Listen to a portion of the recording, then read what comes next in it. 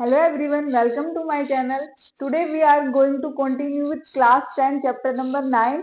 इसकी हमने exercise 9.1 start की हुई है, जिसके प्रीवियस वीडियो में मैंने क्वेश्चन नंबर 14 तक कंप्लीट कर लिया। आज हम इसका लास्ट क्वेश्चन करने जा रहे हैं। देखिए क्वेश्चन, ये जो लास्ट क्वेश्चन है थोड़ा सा ट्रिकी है। अभी तक हमने जितने क्वेश्चन किए हैं उनमें से इसको सबसे टफेस्ट बोल सकते हैं। लेकिन क्या अगर आपने डायग्राम को, स्टेटमेंट को प्रॉपर समझ लिया है तो बिल्कुल अच्छे से आपको वो चीज समझ में आ जाएगी। देखिए हम क्वेश्चन स्टार्ट करते हैं। A straight highway leads to foot of a tower. अब देखिए टावर क्या है, ऐसे वर्टिकल डायरेक्शन में टावर हो गया, यहाँ पे ये हो गया टावर। तो देखिए टावर के क्या है, a straight highway leads to foot, तो ये हो गया टावर का फुट। तो यहाँ से क्या है, एक रोड जा रहा है। फर्स्ट लाइन का मीनिंग ये है यहाँ पे, a man standing at the top of the tower. अब देखिए टावर का टॉप यहाँ हो गया, तो टावर के टॉप पे एक पर्सन खड़ा है जो कि ऑब्जर्व कर रहा है, यहाँ से कोई कार आ रही है। अब देखिए at an angle of depression of 30। देखिए जब नीचे से ऑब्जर्व करता है विद हॉरिजेंटल, अगर यहाँ पे ये पर्सन होता और इसके टॉप पे ऑब्जर्व कर रहा होता कुछ भी चीज को, तो हम एंगल ऑफ एलिवेशन की बात करते हैं। लेकिन यहाँ पे क्या है, एंगल ऑफ डिप्रेशन क्यों आ रहा है, क्योंकि देखिए ये जो पर्सन है यहाँ पे टॉप पे खड़ा है, यहाँ टॉप से ऑब्जर्व कर रहा है, और कहाँ पे ऑब्जर्व कर रहा है, नीचे की तरफ कर रहा है, तो ये हो गया एंगल ऑफ डिप्रेशन।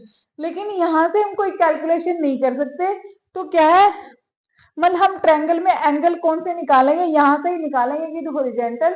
लेकिन क्या है, हमें एंगल ऑफ डिप्रेशन गिवन है तो हम यहाँ से लेंगे। तो देखिए पहले ये ए से ऑब्जर्व कर रहा है, यहाँ पे डी पे कोई कार है, तो इन्होंने बोला वो एंगल ऑफ डिप्रेशन, मतलब ये पर्सन हो गया, उसका एंगल ऑफ डिप्रेशन यहाँ पे देख रहा है, तो इस लाइन के साथ कितना एंगल है इसका, 30 डिग्री है।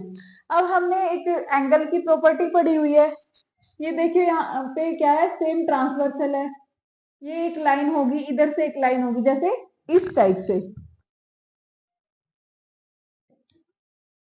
अगर इस टाइप से एंगल बने होते, जैसे ये वाला एंगल हो गया और इधर से ये वाला एंगल हो गया, ये सेम ट्रांसवर्सल, मतलब एक साइड यहाँ पे कॉमन है, तो ये वाले एंगल क्या होते हैं, इक्वल होते हैं। इसी वजह से अगर ये एंगल 30 है ना, तो इसके साथ ही इधर वाला एंगल क्या हो जाएगा, ऐसे जेड टाइप में आप बना लीजिए, ये वाला और ये वाला क्या होता है, एंगल सेम होता है। तो ये 30 है तो ये भी 30 हो गया यहाँ तक। ठीक है, बच्चों को ये चीज समझ में नहीं आती कि यहाँ पे हमें एंगल ऑफ डिप्रेशन 30 गिवन था, तो ये एंगल 30 कैसे हो गया, तो ये वाला कॉन्सेप्ट यहाँ पे यूज हुआ है। अब आगे देखिए, which is approaching the foot of the tower with uniform speed. मतलब कार को कहाँ पे जाना है, यहाँ से कार स्टार्ट हो रही है, टावर के फुट तक इसको जाना है with uniform speed. Speed, uniform speed का मीनिंग यहाँ पे ये है कि स्पीड चेंज नहीं हो रही है, सेम स्पीड से वो गाड़ी चल रही है।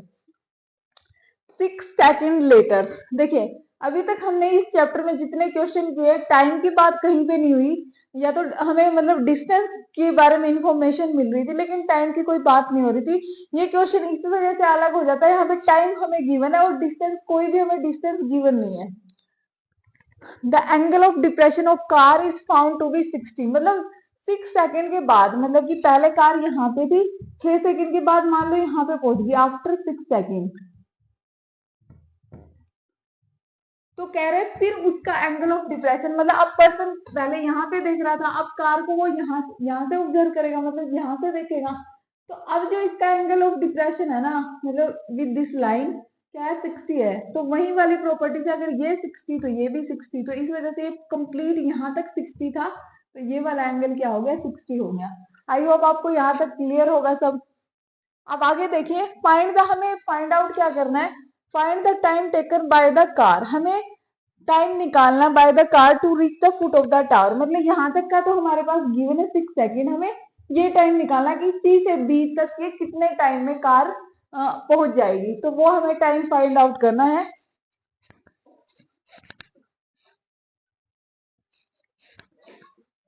तो देखिए हम क्वेश्चन स्टार्ट करते हैं। इसमें क्या है, क्वेश्चन ज्यादा लेंथी नहीं होते इस चैप्टर में, बस हमें स्टेटमेंट समझ में आनी चाहिए। देखिए अब हम स्टार्ट करते हैं।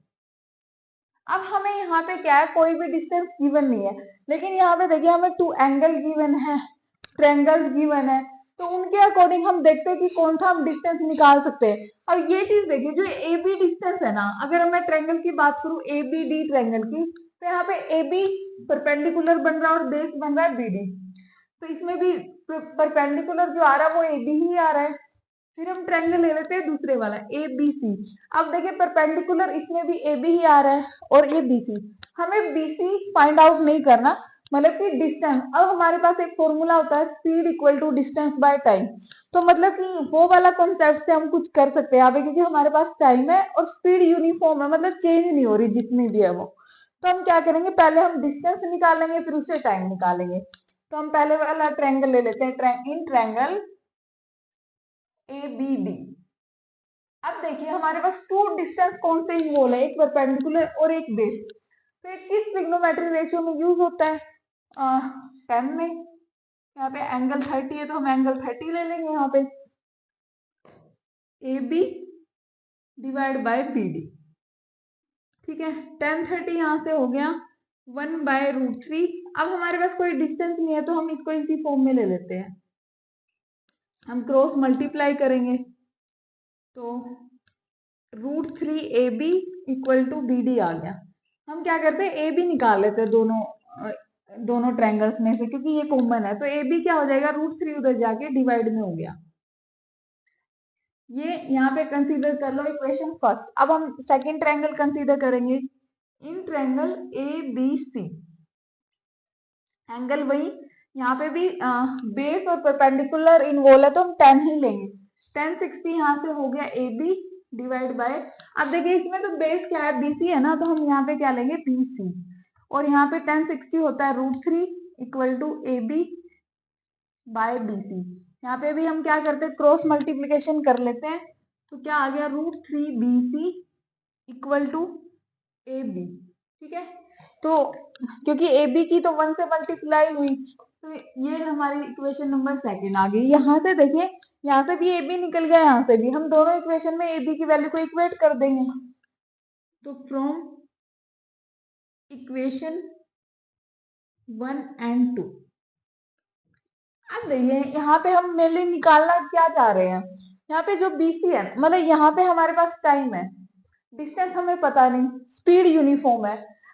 अगर स्पीड और डिस्टेंस में से एक भी चीज पता चल गई ना, तो हम क्या करेंगे, जो यहाँ पे स्पीड निकलेगी वही स्पीड यहाँ पे हो जाएगी। तो जो स्पीड इससे निकलेगी ना, उसको हम इस क्वेश्चन में यूज कर सकते हैं। तो हम क्या करेंगे, यहाँ तक की स्पीड निकालेंगे, क्योंकि स्पीड क्या बोला है उन्होंने, यूनिफॉर्म बोला है। तो √3 B C equal to B D by √3। अब बीडी को और क्या लिख सकते हैं, बीडी कंप्लीट डिस्टेंस, इसको मैं C D plus B C लिख सकती हूँ। √3 और ये √3 इधर डिवाइड में उधर जाके मल्टीप्लाई में हो गया, तो बीडी मैंने इसको लिख दिया बीसी प्लस सी डी। ये हो गया 3 time BC equal to BC plus C D. यहाँ से मैं बीसी फाइंड आउट कर लेती हूँ या मैं सी डी फाइंड आउट कर लेती हूँ। तो सी डी यहाँ से क्या हो गया, 3BC माइनस BC। तो 2 टाइम ऑफ BC आ गया, यहाँ पे ये आ गया हमारा CD। ठीक है, अब CD डिस्टेंस आ गया, यहाँ से स्पीड निकाल लेते हैं क्योंकि हमारे पास टाइम है। तो स्पीड क्या होता था, डिस्टेंस बाय टाइम। मैं स्पीड इसलिए निकाल रही क्योंकि डिस्टेंस तो हमें पता नहीं कि यहाँ कितना है और यहाँ कितना है, लेकिन हमें स्पीड का पता है कि वो यूनिफॉर्म है, तो यहाँ जितनी होगी वहां भी यही होगी, तो हम उस स्पीड को यूज कर लेंगे बाय टाइम। तो डिस्टेंस कितना हो गया, अब डिस्टेंस यह अभी निकाला हमने, CD की वैल्यू क्या है, 2 time of BC divide by 6 second. तो कट गया, तो स्पीड आ गई यहाँ पे BC बाय 3। तो जो स्पीड यहाँ की होगी वही स्पीड इधर की होगी, ये वाला डिस्टेंस है C से B पे जाने का। अब यहाँ पे देखिए, अब हम क्या करेंगे, अब हम डिस्टेंस निकालेंगे। डिस्टेंस, या मैं लिख देती हूँ कौन सा डिस्टेंस की बात करें हम, BC। तो अगर मैं डिस्टेंस निकालू तो वो क्या होता है, स्पीड इनटू टाइम। वो क्या होता है, स्पीड मल्टीप्लाई टाइम। तो डिस्टेंस, अब देखिए स्पीड है हमारे पास, टाइम नहीं है हमारे पास इसका, और टाइम ही हमें फाइंड आउट करना है, तो हम वैल्यू पुट कर लेते हैं। डिस्टेंस हमारा क्या है, BC, तो BC को BC ही रखेंगे। स्पीड हमारी क्या है, स्पीड यहाँ पे कितनी थी, BC/3, अभी हमने फाइंड आउट की है। यहाँ पे इक्वेशन इसको चाहे थर्ड ले सकते हो आप, BC/3 इंटू टाइम हमें यहाँ पे फाइंड आउट करना है कि इस कार को यहाँ तक कितना टाइम लगा। तो टाइम को उधर रखो, BC से BC कट जाएगा वैसे भी। अब यहाँ पे भी 1 बचा, तो 1 और यहाँ बचा 1/3, ठीक है। ये 3 उधर जाके मल्टीप्लाई में, यहाँ से टाइम कितना आ गया, 3 सेकेंड, तो T आ गया 3 सेकेंड। तो इस कार को C से B तक पहुंचने में कितना टाइम लगा है, 3 सेकेंड्स लगा है। देखिए ट्रिकी क्वेश्चन इसलिए था क्योंकि यहाँ पे हमारे पास कोई भी डिस्टेंस गिवन नहीं था, लेकिन हमें पता है एक डिस्टेंस ऐसा जो दोनों ट्रायंगल में कॉमन है, जो कि AB है। तो हम दोनों ट्रायंगल से क्या करेंगे, AB को फाइंड आउट करेंगे और फिर जो AB की दोनों वैल्यू आ रही है उनको इक्वेट कर देंगे। इक्वेट करने से क्या होगा, तब भी कोई डिस्टेंस नहीं निकलेगा। यहाँ पे क्या कर रहे हैं, हम CD को निकाल लेंगे। CD क्या है, यहाँ से CD की वैल्यू 2 टाइम ऑफ BCI। तो हमें डिस्टेंस तो यहाँ पे भी नहीं चाहिए क्योंकि डिस्टेंस हमें नहीं पता यहाँ पे कितना है, यहाँ पे कितना है। हम निकालना क्या चाह रहे हैं, स्पीड निकालना चाह रहे हैं यहाँ की, क्योंकि यहाँ से हम स्पीड निकाल सकते हैं कुछ ना कुछ आइडिया लगा के, क्योंकि हमारे पास यहाँ तक का टाइम था, ठीक है। जो स्पीड यहाँ पे आएगी वही स्पीड यहाँ पे आ जाएगी। तो वो स्पीड जो मैंने इधर क्वेश्चन से निकाली CD तक की, उस स्पीड को यहाँ पे पुट कर दिया है। BC को BC ही रखा, वो बाद में कैंसिल आउट हो जाएगा। ये नहीं देखना कि हमारे पास डिस्टेंस नहीं है तो कैसे सोल्व होएगा, वो बाद में BC क्या हो जाएगा, कैंसिल आउट हो जाएगा। तो इस टाइप से हमारा टाइम कितना निकला, 3 सेकेंड। आई होप आपको बहुत अच्छे से क्लियर हुआ है। अगर फिर भी कोई डाउट है तो आप कमेंट बॉक्स में कमेंट कीजिए, तो मैं ट्राई करूंगी कि आपका कोई भी डाउट अगर रह गया तो उसको अच्छे से क्लियर करूं। अगर ये वीडियो आपके लिए किसी भी तरह से हेल्पफुल रही है तो प्लीज सब्सक्राइब माई चैनल।